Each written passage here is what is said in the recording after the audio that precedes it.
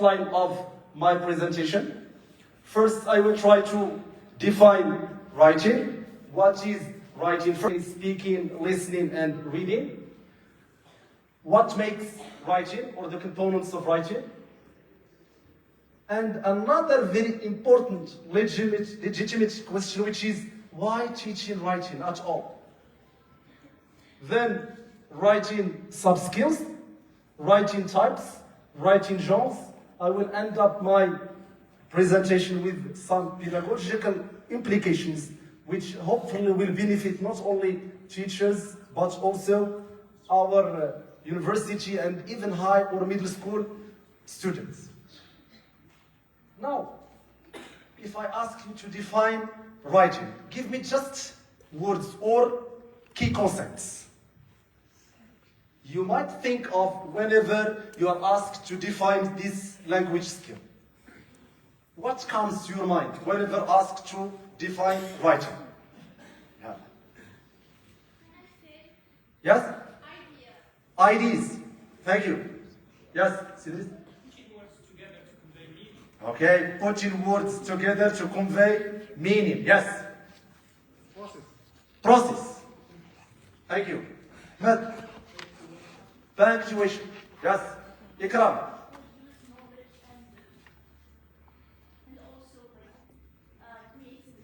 Okay, so the act of producing knowledge and creativity. Professor Hussein? Process versus product.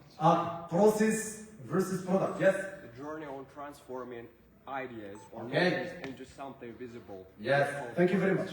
Yes? Writing is a technique that helps students to think, reflect, and to understand ideas more deeply. Okay, thank you very much. Yes? Cohesion and coherence. Okay, thank you very much.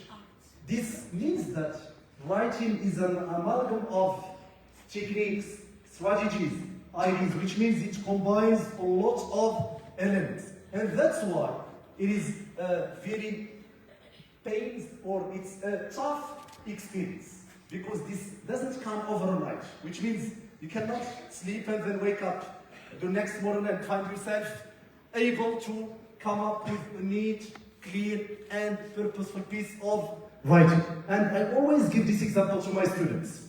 I can't remember the name of the author. He spent more than 15 years to come up with a 250-page novel.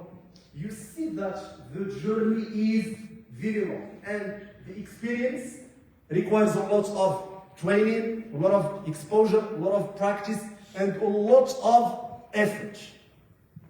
Okay, let me define writing. So look, writing is a process of what? Of discovery and exploration of ideas, together with construction of a framework to present these ideas in the best way. Normally speaking, whenever you think of writing as a language skill, you think of one's ability as a human being to come up with well-organized, well-structured piece of writing that communicates a specific message or a lot of messages to a given audience. Because it's one way to communicate with your audience is by means of writing. And what makes this language skill difficult is absence of immediate feedback. Because while speaking, you can give immediate feedback. You can tune your language to make it fit the context and your audience's abilities. But when it comes to writing, of course, feedback, if given, is always delayed. So, in other words, it is a thinking process and a discovery procedure to achieve one's purpose for an intended audience. I still remember a gentleman whose name is Ahmed Al-Ziani. He taught me at the Faculty of Education in Rabat during my DESA journey. And he always insisted on 3 elements that should be taken into account when thinking of writing. So the first one is the writer. Who am I? The second one is the audience. To whom am I writing? And the last one is my message or my purpose. Why am I writing? Am I writing to entertain people, to inform people, to guide people, to provide my audience with pieces of information, or just for fun? Because people write diaries, for example, or fiction in general is meant for, ماشي غير for fun. Of course, fiction teaches us a lot of things. وراه ديما كنهضروا على كليله ودمنه ديال المقفع كتلقى animals instead of humans. كاين even animal farm ديال جيمس جويس غتلقى فيها animals instead of humans. But of course, these two pieces or masterpieces teach us a lot of values, a lot of morals, a lot of principles, which means we can benefit from literature not only to develop our linguistic competency, but also to develop ourselves as a human being.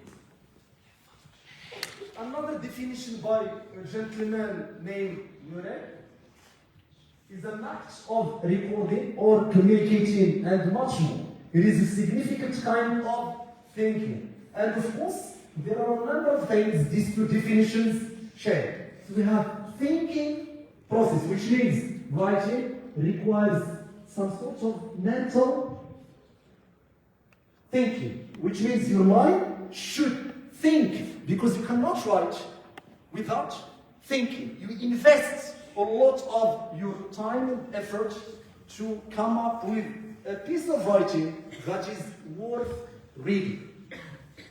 So, it is a significant kind of thinking in which the symbols of language assume a purpose of their own and instruct the writer during the composing process. Now, what makes writing different from the other language skills? I want my presentation to be interactive because I don't want to monopolize the talk. I would like you to contribute with your ideas. And I'm sure you have got very brilliant ideas. What makes writing different from the other language skills? Yes? Good? Visible. So what does visible mean? Can you please explain to me this adjective? Yeah, it means your eye is visible. Uh-huh. Which means you can see them. Yeah. Uh-huh. And it gives you enough time to reflect on ideas and then present them. Okay, thank you. Yes? I think because it's dependent. It depends on the other skills. First, that you have to think. And to think, as you have mentioned before, why and how am I writing? Yeah. And something else. It depends on reading. You have to read a lot of things. And not just that, but also you have to think about the how. It's not just about how you are writing, but the how you are going to write. Okay, thank you very much. Yes, it's true. Yes, I think writing is more creative. So maybe you learn a lot of things, but you're going to write pieces that nobody wrote like that. Yeah, I'm sure. Because you kind of Okay, thank you. Yes, Ikram? Instead of just like swallowing information, you become a producer. Yes. Produce knowledge and be creative in what you are doing. Okay, thank you very much. Okay, so what makes writing difficult, especially for students, is the fact that they need a lot of background knowledge, and they need a lot of vocabulary, and they need also grammar to put things together to come with writing. Okay, sure. Thank you very much. Okay. Sidris, I'm sorry. I think what distinguishes, writing from speaking, because they are the two productive skills, is that writing is meant to be accurate. Without, if you produce something, not accurate, then it won't be of a great value. In writing, you have time. You have enough time to think about what you are writing, to organize your ideas, to put your sentences in, correctly. In speaking, you don't have time. It's instant. Still in speaking, you have times at which you can go back and correct what you want to say, etc., etc. Yes, okay, thank you very much. Yes, Sir Hussein? So if you take, for example, the Moroccan textbooks or the writing is at the end, in terms of the order. Yeah. What does it mean? It means I can start with reading, or I can start with vocab, or I can start with listening, with speaking, but with writing, no, because writing is a combination of all other skills. So that's the difference between writing and other skills or other components.